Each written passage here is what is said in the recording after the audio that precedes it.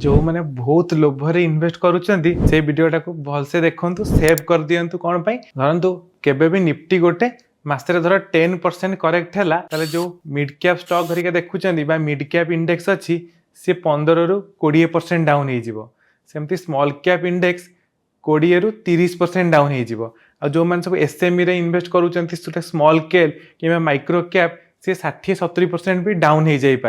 तो सब बेले कौन हुए यही जिनस ही हुए जदि लार्ज कैप स्टॉक 10% डाउन हम ताले mid cap small cap 20-30% down हो सब बेले आमको डाइवर्सिफाई करके इन्वेस्ट करा पड़ो जे आम टोटाल पैसा रु बेसी अमाउंट आम लार्ज कैप रखा तापर टिके मिड कैप तापर टिके स्मॉल कैप कि आम जब टाइम हराइजन बहुत अधिक अच्छी गोटे 15-20 वर्ष इन्वेस्ट करा चाहूँ से पैसा आम उठेबानी आम छाड़ीदे सी तार वेल्थ कंपाउंडिंग हो जाओ तेबे ही आम स्मॉल कैप रे इन्वेस्ट करिया कथा बहुत जन कौन कर इन्वेस्ट कर दौरान टिके डाउन हो गला बेलू डरिक सब लॉस